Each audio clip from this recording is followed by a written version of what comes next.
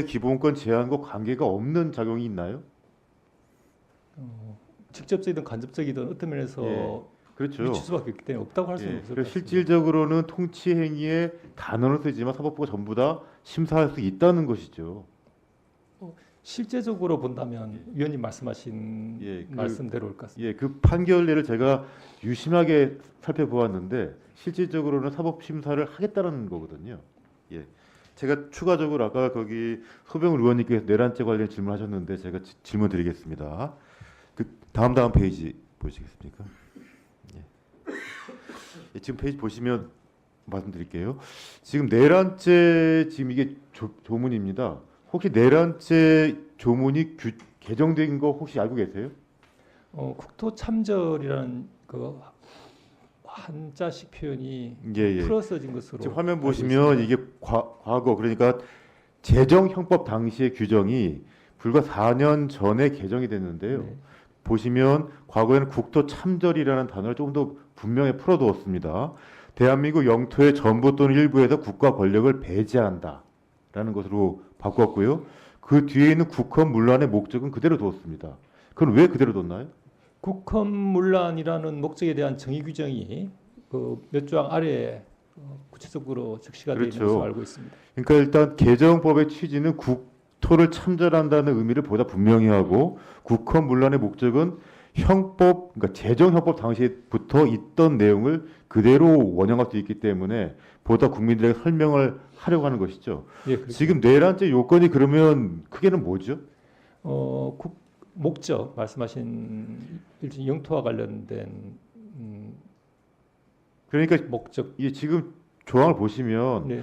대한민국 영토의 전부 또는 일부에서 국가 권력을 배제할 목적으로 폭동하거나 국헌을 문란하게 할 목적으로 폭동하거나 둘 중에 하나면 내란죄 성립되는 것이죠. 그렇습니다. 그렇죠.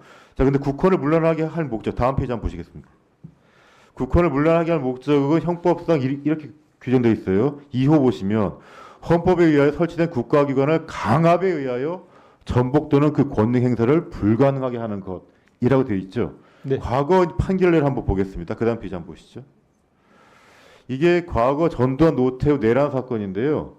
그때는 보시면 권능 행사를 불가능하게 한다는 것은 상당 기간 기능을 제대로 할 수 없게만 만들면 바로 국헌 문란이 된다고 그렇게 판시하고 있는데 이 판결에 대해서 혹시 반대 있으신가요? 판결 내용을 알고 있고 그 취지에는 뭐 별다른 이견이 없습니다. 이게 없으시죠. 그리고 그 내용이 보시게 되면 국회의원 등의 권능 행사를 사실상 불가능하게 하면은 국헌 문란에 해당한다는 내용도 있습니다. 동의하시죠? 예. 예. 그다음 이 내란죄에 관련된 폭동의 의미를 혹시 아시는가요? 네. 혹시 어떤 것이죠? 폭동의 의미가? 폭행 협박으로 뭐 어느 한 지방의 평온을 해하는 정도. 뭐 예. 그렇게 그다음 페이지 한번 되어 있는 보겠습니다. 것으로 알고 있습니다. 이 폭동의 지금 대법원 판결례를 보면 다 수인이 결합하여 폭행 협박하는 것이고 한 지방이 평온을 해야 할 정도면 되는 것이고 최광의 것이라서 총체적으로 이러한 폭행 협박을 보조하거나 준비하는 행위도 모두 다 폭동이다. 이렇게 판시하고 있습니다. 맞죠? 예, 맞습니다. 예, 예. 자, 그러면 이 대법원 판례 제가 읽어드린 것, 그 다음에 형법 내란죄 규정을 보게 되면 헌법기관의 권능 행사를 불가능하게 하는 것, 그걸 잠시라도 불가능하게 하면은 내란죄의 폭동에 해당하는 것으로 보이는데 후보자 의견은 어떻습니까? 이거 법률 해석과 관련된 문제니까요. 예.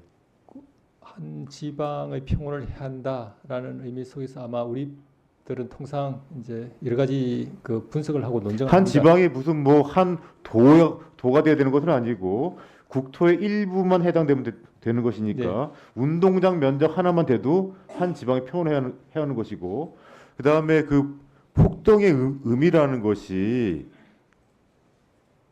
제 일정 기간 동안의 기능만 정지되어도 폭동이라는 것이거든요. 자, 그런 기준에서 제가 여쭙는 겁니다. 네.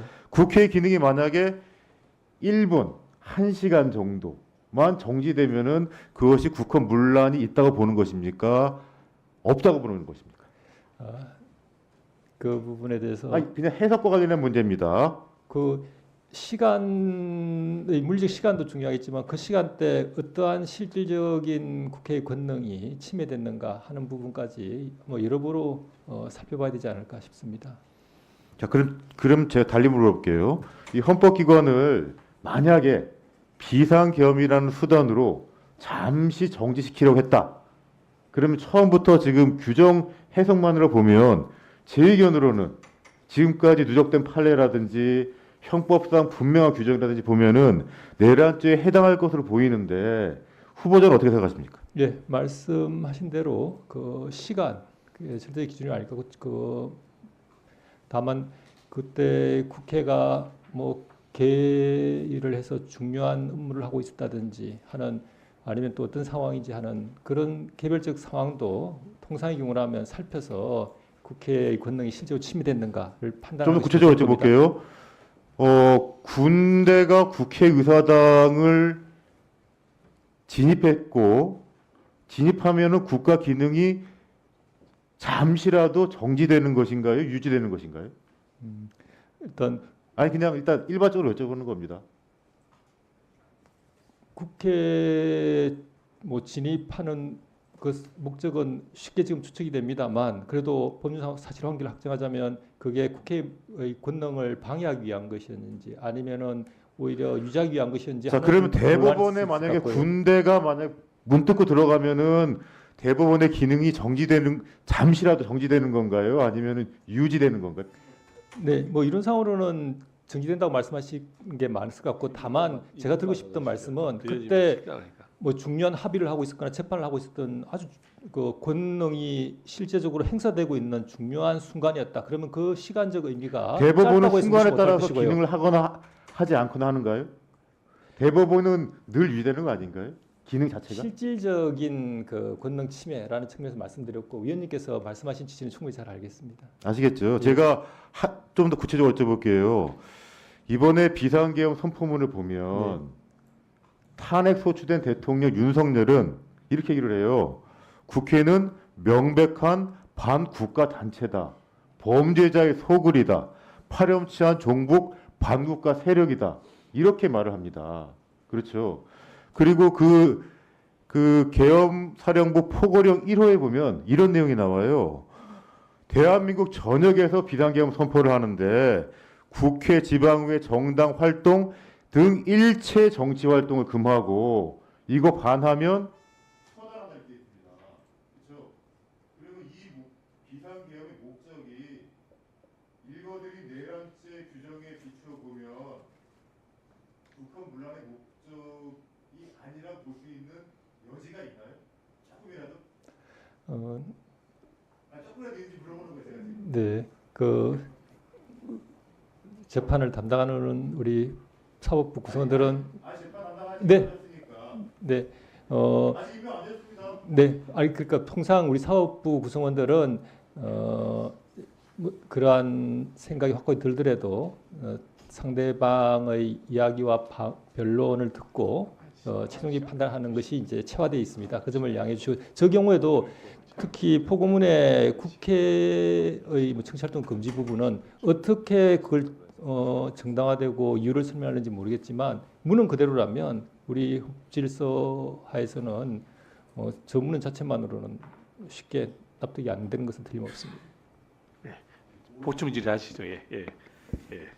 곽상원 의원님 수고하셨습니다. 다음은 존경하는 김남근 의원님 질의해 주시기 바랍니다. 예, 서울 성북을 김남근 국회의원입니다.